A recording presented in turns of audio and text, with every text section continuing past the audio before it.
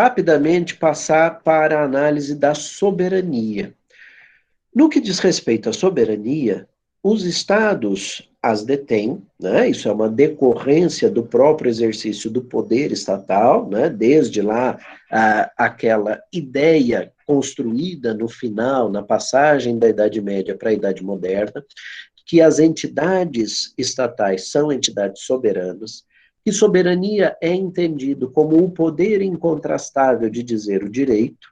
Eu digo o direito porque detenho o poder limitado pelo território e sobre as pessoas que estão nesse território, ou, além delas, também para os meus nacionais que estejam no exterior, e o exercício dessa soberania, desse poder incontrastável de dizer o direito, faz de mim um Estado.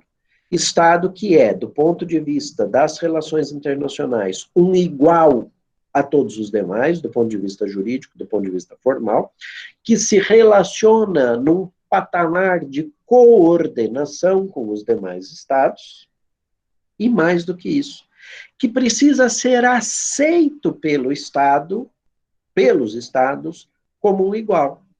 Nesse sentido, ganha uma importância razoável no âmbito do direito internacional público a ideia de reconhecimento de estados.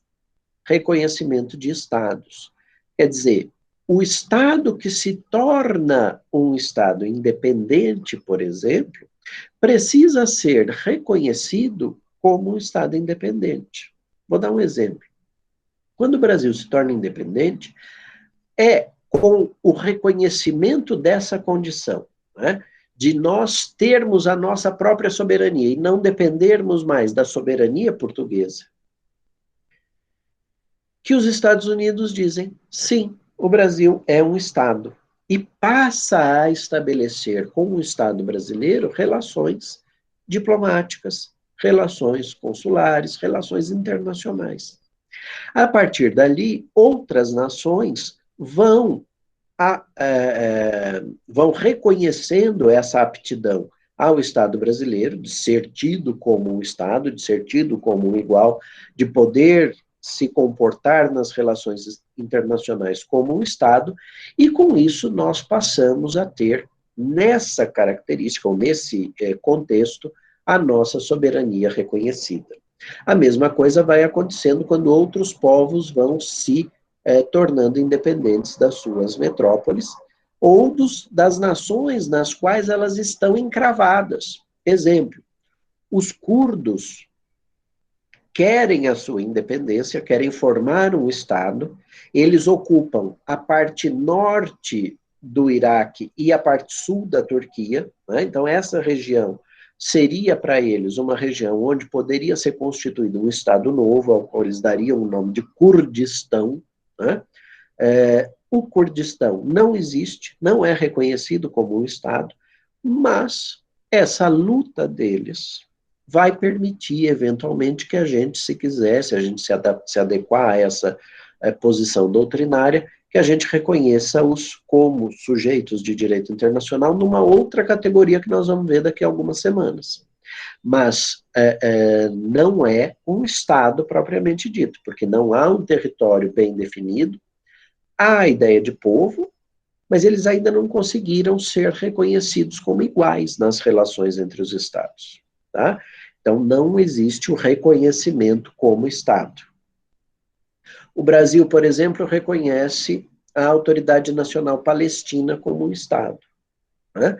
O reconhecimento da Autoridade Nacional Palestina como Estado faz da ANP um Estado.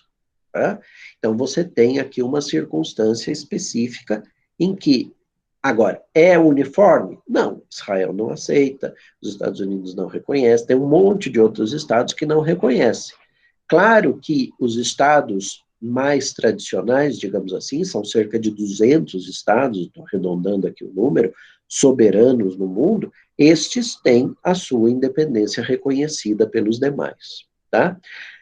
O reconhecimento de governo, por outro lado, é uma prática antiga, inclusive em regiões, sobretudo, aliás, em regiões pouco estáveis do ponto de vista político, mas é uma prática recriminada no âmbito internacional. Essa coisa de ficar dizendo, eu reconheço o governo de fulano como o governo legítimo do país X ou Y, é visto pela maioria dos estados como uma questão interna, que diz respeito a um problema interno.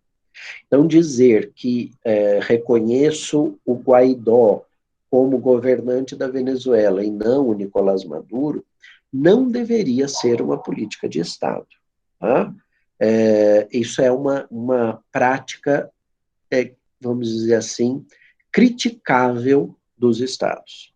Agora, o reconhecimento de Estado, não. E como é que eu reconheço o Estado? Tacitamente, quando eu sento à mesma mesa que ele para negociar, quando eu o admito numa organização internacional da qual eu faço parte e não objeto a entrada dele, quando eu estabeleço vínculos por meio de legações diplomáticas, então eu mando um embaixador ou eu mando um cônsul para aquele Estado soberano, tá? Então são modos tácitos de reconhecer o Estado. Mas também existe o modo expresso, que era muito usual, sobretudo no período da descolonização. Então, os estados vinham a público e, por meio de ato unilateral, diziam: eu reconheço tal estado como um estado soberano, tá? Sei lá, na Guerra de Libertação de Angola, por exemplo. Qualquer um dos estados, ainda que Portugal tentasse manter Angola sob o jugo colonial, qualquer Estado poderia fazer uma declaração unilateral e dizer: eu reconheço que Angola já é independente, que os portugueses já não controlam mais os aspectos internos de Angola ou de Moçambique, etc, etc. Tá?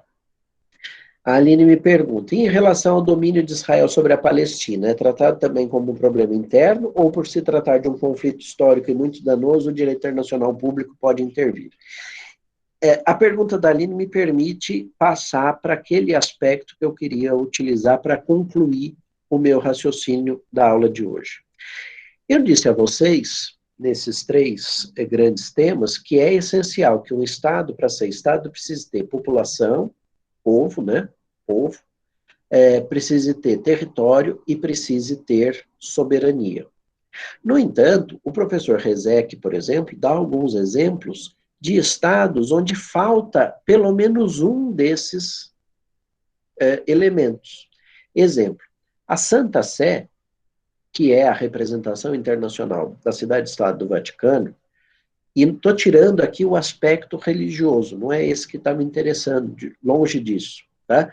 O que me interessa é o aspecto político, é um Estado. E o Papa, ainda que você tenha uma outra religião e não o reconheça como uma autoridade religiosa, ele é uma autoridade política também.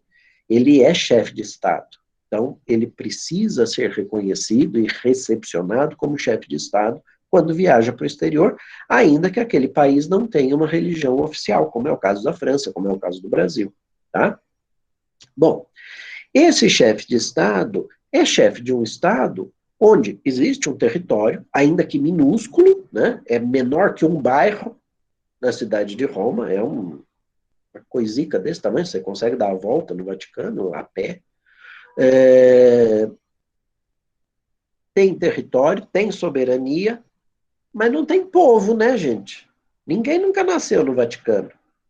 A não ser uma funcionária que pudesse estar grávida e que não fosse religiosa, uma funcionária leiga do Estado do Vaticano, que estivesse lá num serviço burocrático, grávida, e não conseguisse, eu disse, dá para dar a volta em meia hora no Estado do Vaticano, não conseguisse sair do terreno do Estado, né, do território do Estado, terreno não, desculpa, do território do Estado do Vaticano, e a criança escorregasse e nascesse no Vaticano, e eles usassem o critério do ius soli, ninguém nasceu no Vaticano. É verdade que o Papa e os cardeais usam um passaporte diplomático, que os cardeais são tratados, eu estava lendo ontem, por uma outra razão, um decreto brasileiro que estabelece o cerimonial, os cardeais da Igreja Católica são tratados em igualdade de condição, e olha que faz sentido, são tratados em igualdade de condição pelo cerimonial público com os príncipes herdeiros dos estados estrangeiros. Porque qualquer um deles pode ser eleito papa no próximo conclave, né? Não faz algum sentido, tem uma lógica por trás.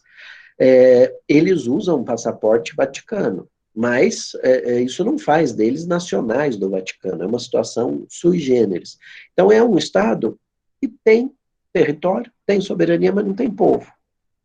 Outro Estado tem soberania, é o caso da Autoridade Palestina, tem povo, o povo palestino tem as suas características culturais, linguísticas, etc., porque o árabe falado pelas várias nações tem diferenças de pronúncia, de coisas ali,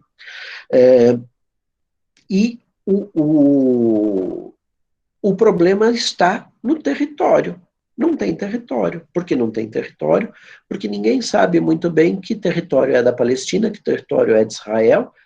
A construção do Estado de Israel pela ONU, uma decisão tomada em 1948, criou uma série de dificuldades para gerenciamento dessa região.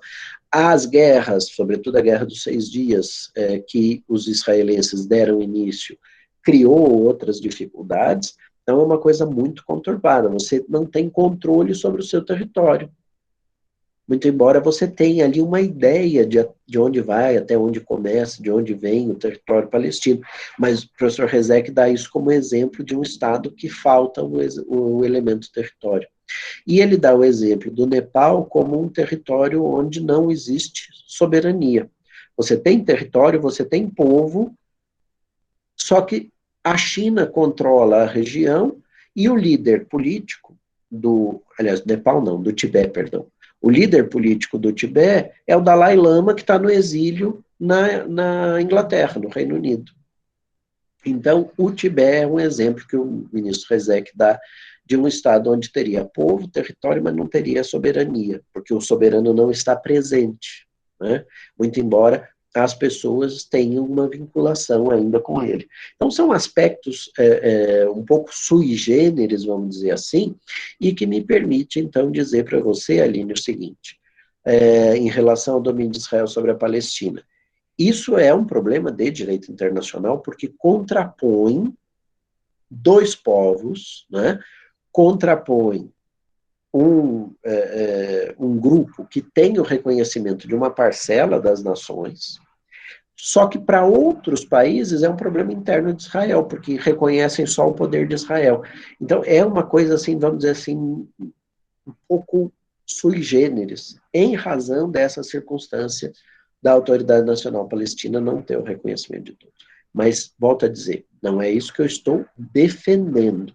Eu só estou constatando o argumento que é usado por alguns estados para não reconhecer a Palestina como um Estado propriamente dito. Agora, se a Palestina não fosse Estado, me explica como é que foi possível assinar os tratados de Oslo, pelo Yitzhak Rabin, Shimon Peres e o Yasser Arafat, que foram tratados de paz, que puseram alguma esperança de que as coisas fossem dar certo ali. Esperança que foi frustrada, porque, como a gente sabe, um